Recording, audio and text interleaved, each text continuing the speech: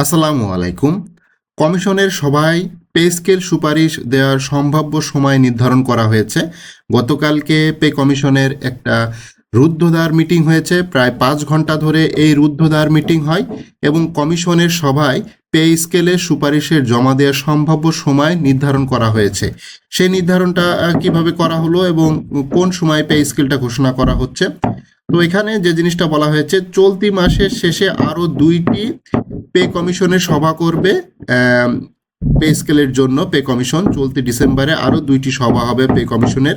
এরপরে জানুয়ারির শুরুতে আরও একটি সভা আয়োজনের পরিকল্পনা রয়েছে, অর্থাৎ জানুয়ারিতেও পে স্কেল ঘোষণা হচ্ছে না।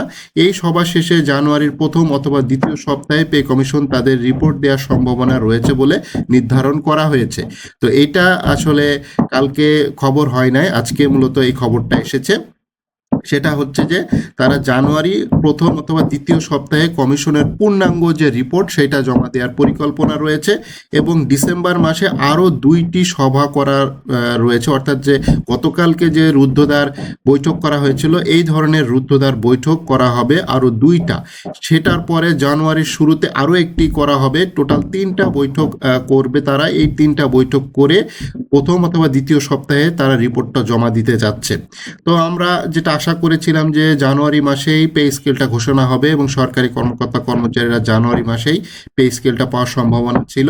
তো সরকারি কর্মকর্তা কর্মচারীদের জন্য নবম পে স্কেলের রুদ্ধদ্বার বৈঠকে রিপোর্ট জমা দেওয়ার সম্ভাব্য সময় নির্ধারণ করা হয়েছে। বুধবার ১৭ই ডিসেম্বর অনুষ্ঠানের সভায় এ পরিকল্পনা করেছে পে কমিশন। বিকাল ৩টা থেকে শুরু হওয়া সভা রাত ৮টা পর্যন্ত চলে।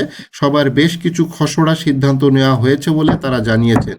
পে কমিশনের চেয়ারম্যান জাকির আহমেদ খানের সভাপতিত্বে সদস্য ডক্টর মোহাম্মদ আলী খান, ফজলুর রহমান সহ অনেকেই উপস্থিত ছিলেন এবং সূত্র থেকে জানা গেছে পূর্ণ কমিশনের সভায় তৈরিকৃত ড্রাফট নিয়ে বিস্তারিত আলোচনা হয়েছে। কিছু বিষয় সংশোধন পরবর্তীতে আরও পূর্ণ কমিশনের সভা সিদ্ধান্ত হয়েছে। কমিশনের রিপোর্ট জমা দেওয়ার পূর্বে আরও অন্তত ৩টি পূর্ণ কমিশনের সভা হবে। এরপর কমিশন তাদের রিপোর্ট জমা দেবেন।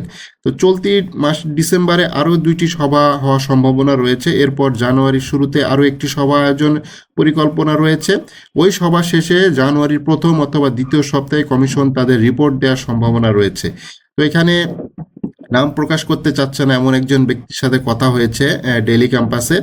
সেখানে প্রথম ধাপে পে কমিশন তাদের রিপোর্ট জমা দেবে, দ্বিতীয় ধাপে এটি কমিশন সচিব কমিটিতে যাবে, তৃতীয় ধাপে তা উপদেষ্টা পরিষদে পাঠানো হবে এবং আগামী বছর জানুয়ারির প্রথম সপ্তাহের দিকে কমিশন রিপোর্ট জমা দেওয়ার পরিকল্পনা রয়েছে। এটা তাদের প্রাথমিক একটা ধারণা, অর্থাৎ জানুয়ারির প্রথম সপ্তাহে রিপোর্টটা জমা দেবে। রিপোর্টটা এখনো পর্যন্ত রেডি করতে পারে নাই পে কমিশন।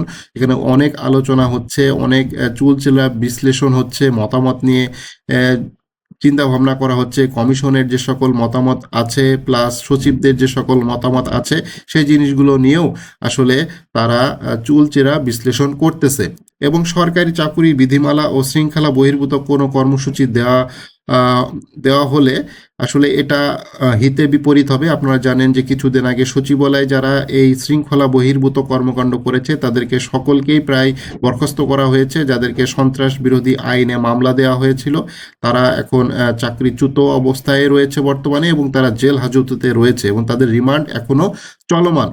তো কর্মচারীদের যে দাবি ছিল আগামী 15ই ডিসেম্বরে নতুন গেজেট প্রকাশ করা, সেটা তো আসলে হচ্ছেই না। এখন কমিশন তাদের রিপোর্টটা আসলে কবে জমা দিবে সেটাই এখন বড় বিষয়, বড় চ্যালেঞ্জ হয়ে দাঁড়িয়েছে। কবে নাগাদ এই রিপোর্টটা আসলে জমা দেওয়া হবে। তো এখন যেটা খবর শোনা যাচ্ছে জানুয়ারির প্রথম অথবা দ্বিতীয় সপ্তাহে মূলত এই রিপোর্টটা জমা দিতে চাচ্ছে কমিশন। আসলে কমিশন কিন্তু সেই তাদের নির্ধারিত যে ৬ মাসের যে টাইম ফ্রেম, সেই ৬ মাসের টাইম ফ্রেমের দিকেই এগিয়ে যাচ্ছে। তারা তাদের যে কর্মকাণ্ড সেটাই আসলে চালাচ্ছে।